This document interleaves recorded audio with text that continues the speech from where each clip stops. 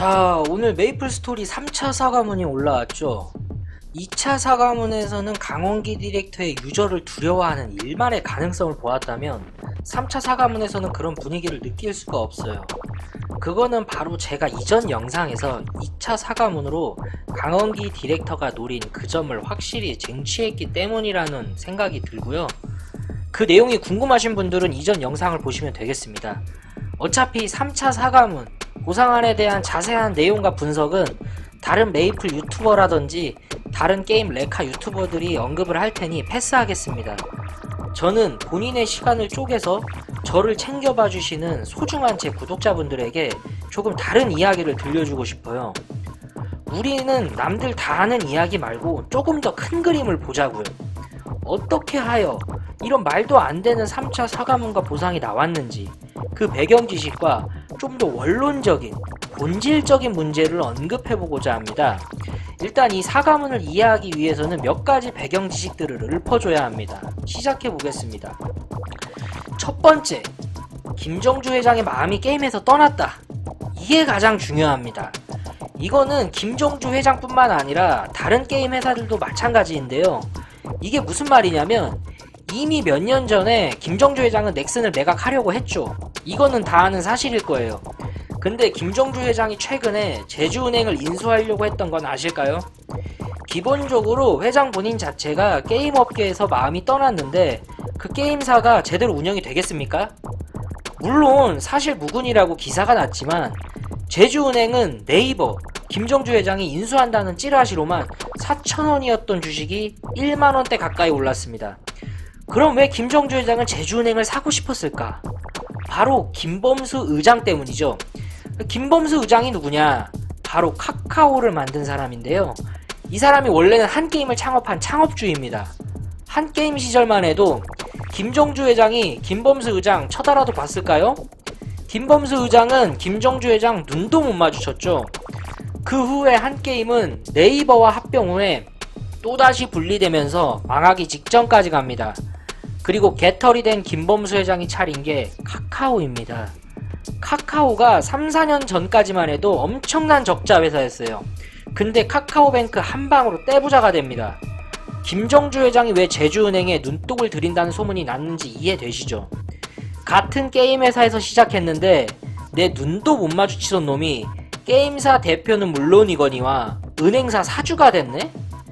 자기는 아직도 회장들 모임 나가면 애들 코 묻은 돈 훔쳐간다는 소리 듣는데 말이죠. 이젠 더 이상 서민들 눈치 보면서 사업하기 싫다는 거예요. 배가 부른 거지. NC소프트, K-팝과 관련된 유니버스라는 앱 론칭으로 미래 먹거리 산업을 준비하고 있고 이미 10년 전부터 AI와 관련한 사업과 투자를 과감히 하고 있습니다. 가장 근래에 AI로 수혜를 받을 수 있는 업종이 바로 자율주행 관련 분야인데요.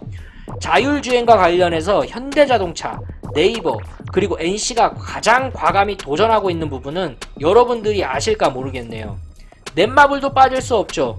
넷마블이 3엔 중에서 AI 관련 기술로 가장 많은 비용을 투자하는 건 업계 사람들은 다 아는 사실입니다.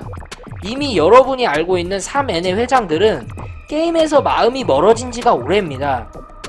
내가 언제까지 애들 코 묻은 돈 훔친다는 소리 들어야 하나 이 생각밖에 없어요.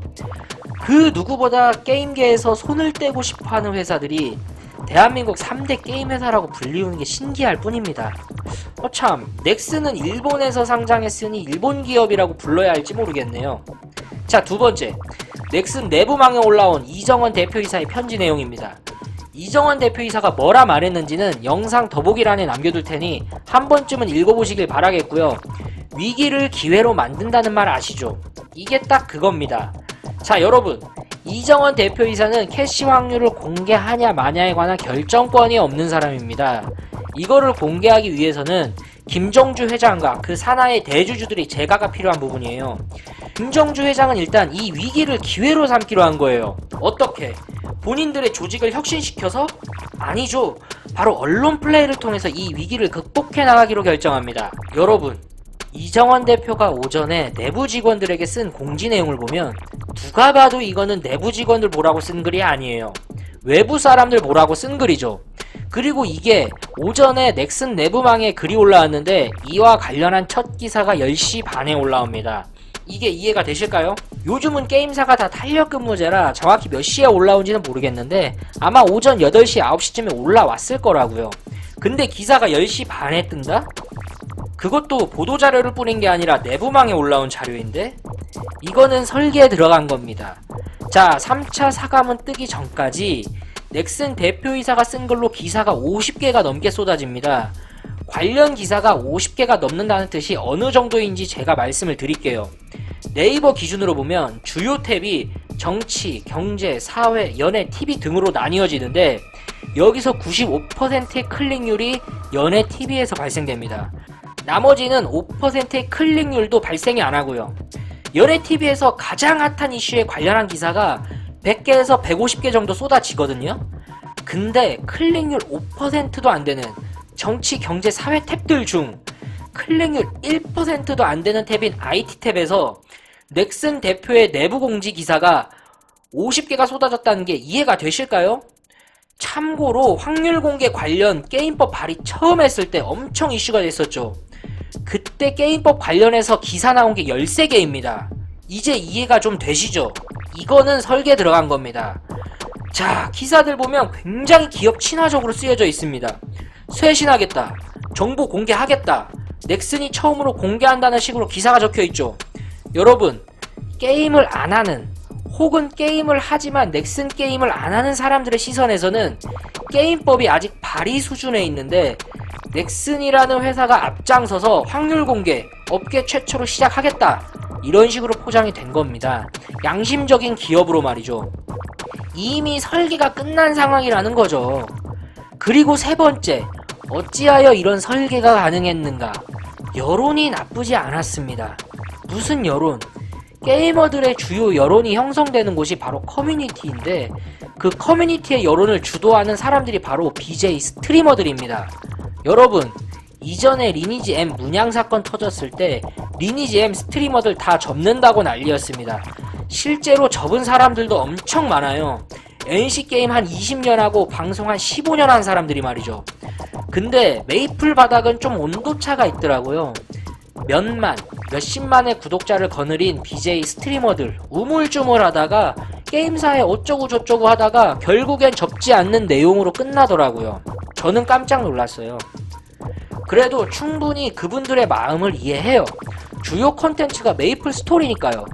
근데 그분들이 착각하는 게 하나 있더라고요. 그분들이 그렇게 수익을 올릴 수 있는 이유는 넥슨의 메이플 스토리 때문이 아니라 바로 구독자들 때문이라는 것을 완전히 망각했더라고요. 메이플 스토리가 있기에 본인이 있는 게 아니라 구독자들이 있기에 본인이 있다는 것에 대한 생각이 없더라고요. 본인이 굉장히 스피커 역할을 할 수 있음에도 하지 않더라고요. 커뮤니티에서 BJ 스트리머들 뭐라 하니까 마지못해 트럭 시위에 돈 보낸 거 인증한 정도? 이런 분위기를 넥슨에서 감지를 못할까요? 이미 이 사건이 터졌을 때 대형 소형 유튜버 BJ들이 메이플을 그래도 하겠다고 한 시점에서 메이플 스토리 유저분들은 손에 많은 패를 잃어버린 겁니다. 안타깝지만 말이죠. 솔직히 그분들 잘못도 아닙니다. 일전에 용돈도 많이 받아 썼을 거고 꼭 그렇지 않더라도 본인의 생계가 걸렸는데 말이죠. 나서서 하기 힘들죠. 접는다고 했다가 복귀하면 또 욕먹을 거 뻔히 아니까 그분들 심정도 이해합니다. 그리고 가장 중요한 거, 총대 안 매도 이거보다 더 편하게 돈 버는 방법이 많은데 말이죠. 근데 이게 넥슨 메이플 스토리가 유저들을 대하는 방식이랑 뭐가 다른가요?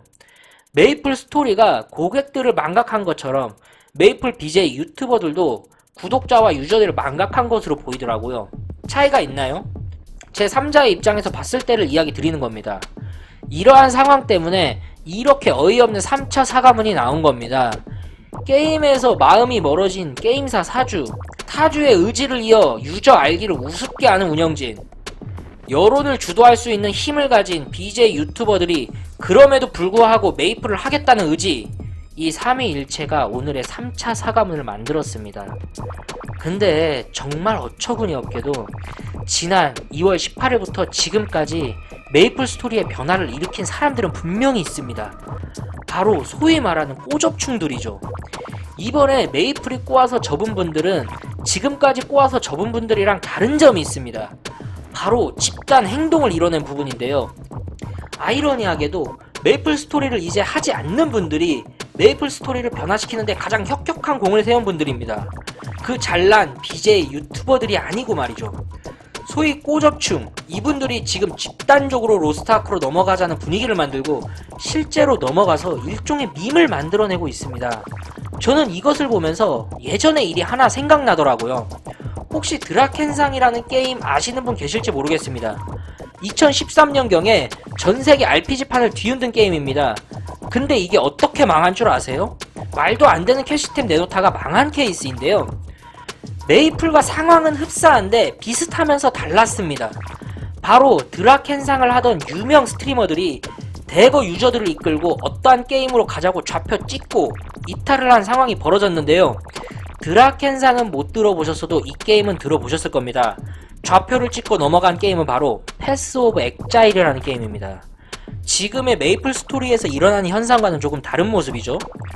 아무튼 저는 메이플 스토리의 상황을 보면서 메이플 유저분들, 정확히는 메이플을 했었던 유저분들에게 굉장한 리스펙트와 감사를 보냅니다.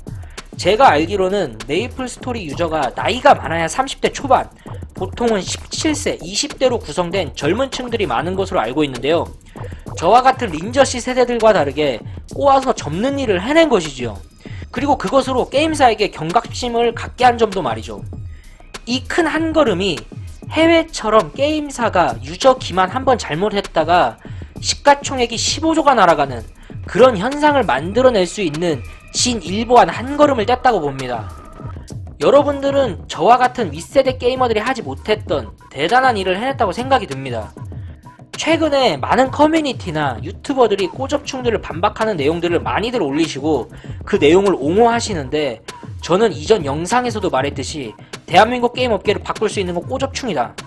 뭐 한 가지만 마음에 안 들어도 접어야 한다는 분위기를 만들어낼 수 있는 꼬접충들이 대한민국 게임 업계를 밝게 할 미래가 아닌가 하는 생각이 듭니다. 영상 끝까지 시청해주셔서 감사합니다.